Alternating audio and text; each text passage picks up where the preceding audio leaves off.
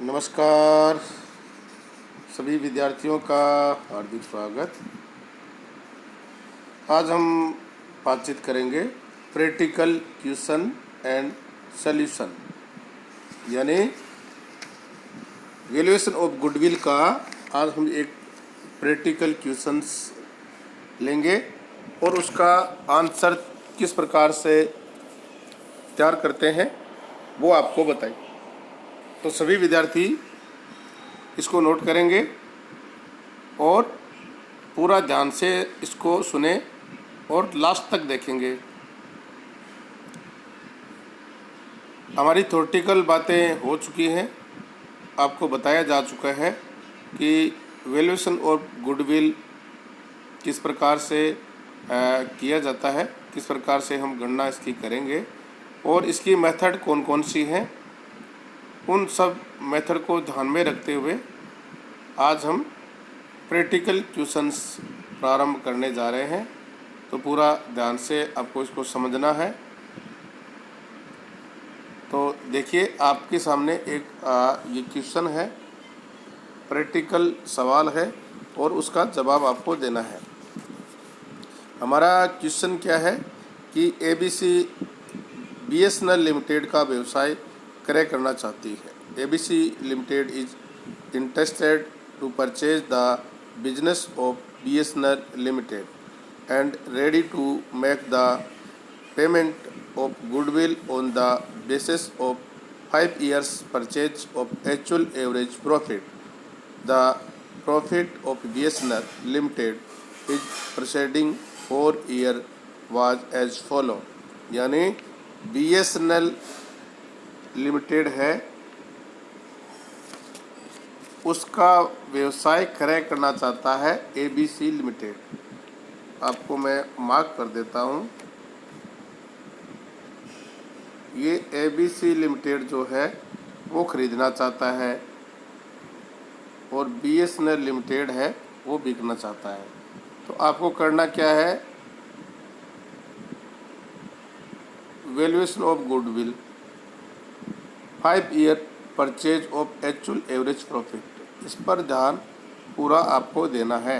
आपको करना क्या है, गुडविल का मूल्यांकन करना है और बेस क्या रहेगा, base of 5 year purchase of actual average profit, और 4 वर्ष का प्रॉफिट आपको दिया गया है बीएसएनएल लिमिटेड का 2012-13, 13-14, 14-15 और 15-16, 2,60,000, 3 लाख, 3,60,000 और 4 लाख, यह आपको प्रॉफिट दे दिया।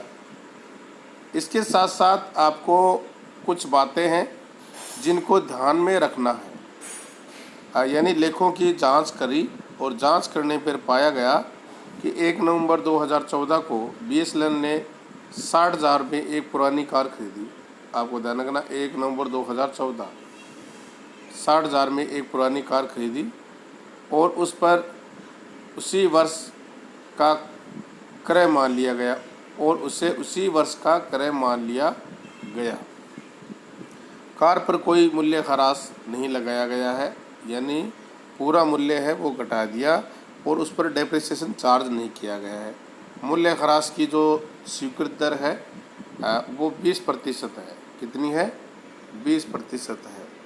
तो आपको इसी को ध्यान में रखना है। एक तो कि 60,000 रुपये वो पूरा उन्होंने लिख दिया और मूल्य ख़रास है वो उन्होंने चार्ज नहीं किया। एक बात इसको ध्यान रखना है।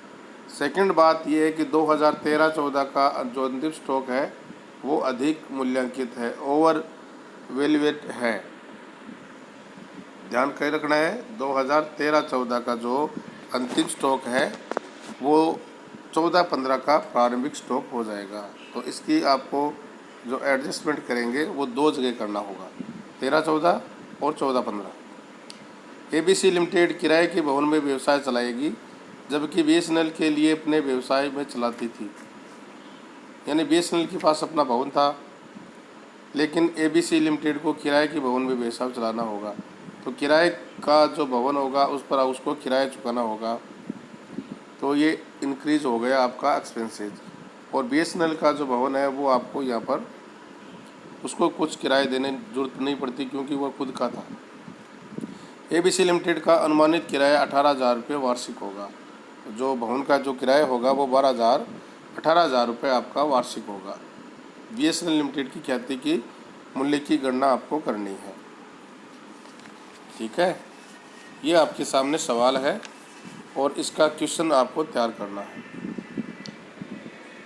बहुत ही बेहतरीन सवाल आपके सामने है, तो ज़्यादा समय न लेते हुए शुरू करते हैं। ये देखिए, हमने ये सॉल्यूशन तैयार किया है।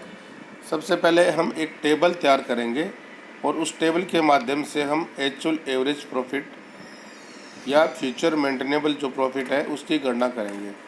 और इसकी गणना के संबंध में मैंने आपको एक वीडियो है वो तैयार करके भेजा था। आप उस वीडियो को देख सकते हैं कि एक्चुअल एवरेज प्रॉफिट की गणना आपको किस प्रकार से करनी है। सबसे पहले स्टेटमेंट में पर्टिकुलर का कॉलम होगा। जितने ईयर का आपको प्रॉफिट दिया गया है उतना कॉलम आपको बनाना है। तो इस क्वेश्चन में 2012-13 से लेके 15-16 तक का जो प्रॉफिट है आपको 2,60,000, 3 लाख, 3,60,000 और 4 लाख ये आपको दे दिया है। Profit as per books 2,60,000, 3 lakh, 3,60,000 और 4 लाख। अब उन्होंने क्या किया, सबसे पहले जो एडजस्टमेंट आपको करना है वो आपको एडजस्टमेंट ये करना है कि 1 नवंबर 2014 नवंबर आ गया तो इसका मतलब 14-15 में एडजस्टमेंट करना क्या है कि 60,000 उन्होंने पूरा का पूरा घटा दिया वहाँ पर प्रॉफिट में से। तो आपको क्या करना है, 60,000 तो वापस जोड़ना है और उस पर डेप्रिसिएशन चार्ज आपको करना है। तो ये adjustment add cost of car wrongly treated as purchase, wrong गलती से उन्होंने यहाँ पर उसको घटा दिया था तो इसको वापस हमको ऐड करना है 60,000 को। ये हमारा एडजस्टमेंट हो गया प्रथम। इसके साथ में आपको इस पर हरास लगाना है। तो 14-15 से स्टार्ट करेंगे। ये देखिए 14-15 में आपको हरास इस पर अलाउ अवेलेबल जो डेप्रिसिएशन स्वीकृत है उसकी जो रेट है वो 20% है और 14-15 में सिर्फ 5 मंथ का ही डेप्रिसिएशन इसमें चार्ज करना है। फिर ईयर के हिसाब से इस पर डेप्रिसिएशन की रेट है वो चार्ज आपको करनी है। और जो डेप्रिसिएशन की स्वीकृति है वो अप्लिखित मूल्य पर 20% है, यानी रिटर्न डाउन जो वैल्यू होती है उस पर 20% है। तो 60,000 के बाद में 55,000 रुपये आपका रह गया तो 55,000 का 20% होता है वो 11,000 रुपये होता है। तो ये हमारा फर्स्ट नंबर का जो एडजस्टमेंट है वो हो गया है। सेकंड नंबर का एडजस्टमेंट जैसे बताया था 13-14 का जो अंतिम स्टॉक है वो 30,000 रुपये से अधिक मूल्यांकित है।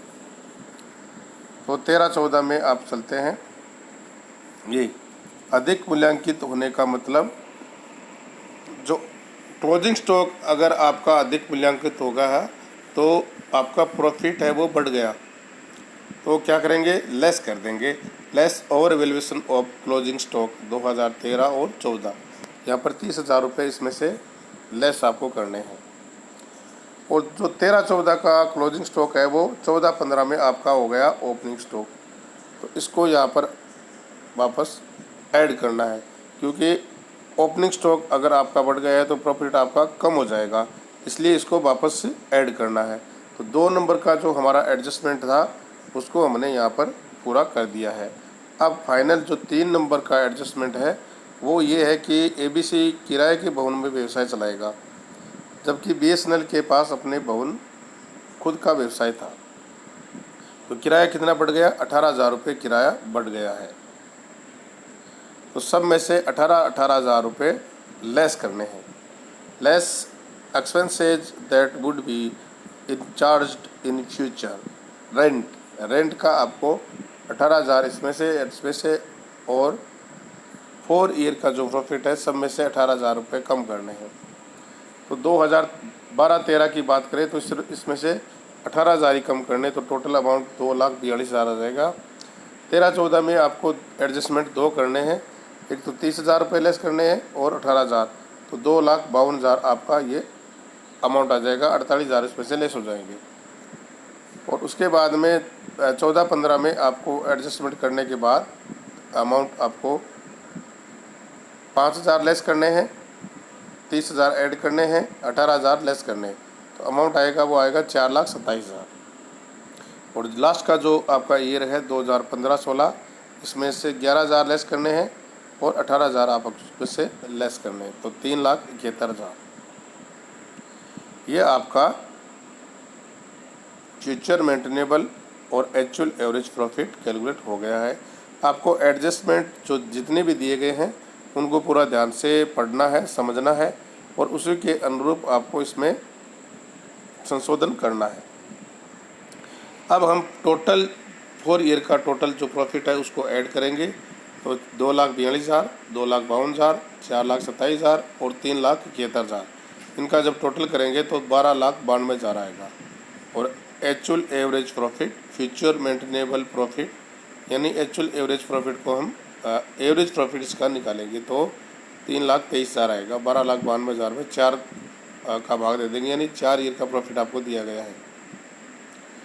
तो आपका जो मेन जो कैलकुलेशन था वो ये था, एक्चुअल एवरेज प्रॉफिट यानी फ्यूचर मेंटेनेबल प्रॉफिट आपको कैलकुलेट करना था। वो अमाउंट आपका आ गया 3,23,000। और गुडविल जो आपको मूल्यांकित करनी थी वो ये करनी थी कि